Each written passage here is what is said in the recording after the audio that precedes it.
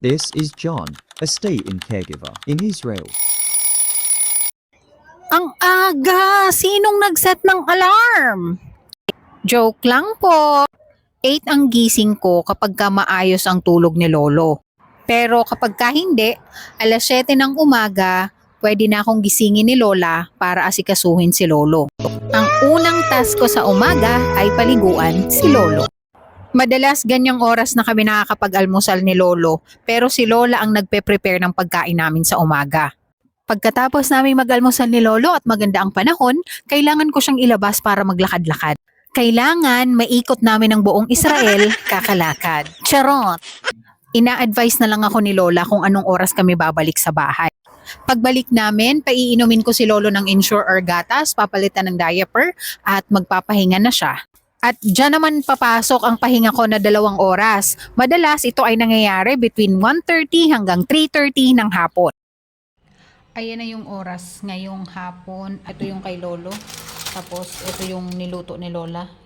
Back to work na nga ulit ako dyan. At syempre, lunchtime na rin namin ni Lolo. Sinusubuan ko pala si Lolo kasi hindi na kayang kumain mag-isa. Patapos si Lolong kumain. Ganyan si Lolo kumain. Matagal siyang kumain.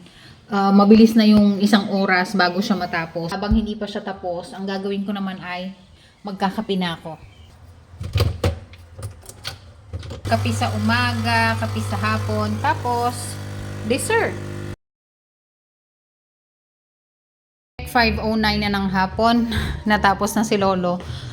Yung mga sinampay, baka umulan! Pagkatapos namin mag-lunch ni Lolo, magpe-prepare naman kami para lumabas ulit at maglakad. At syempre magbibihis na ang Disney princess nyo.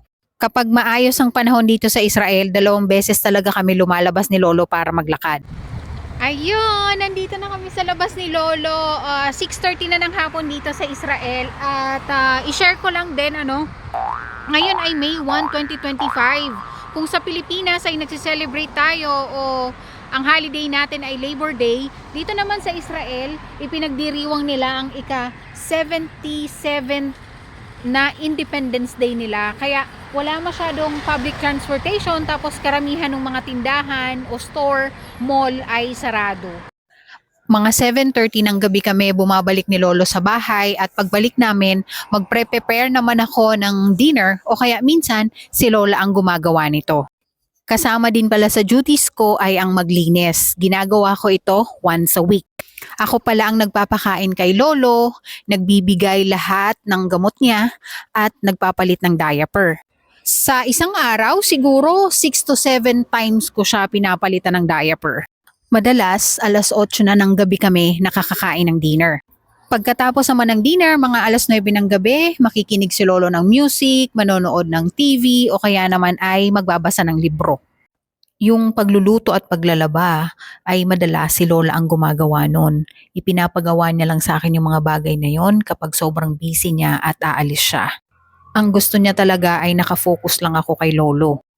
Itong schedule ko pa lang to nababago naman depende sa mga ganap nila araw-araw. Ganyan kahabang oras ang trabaho ko dito sa Israel.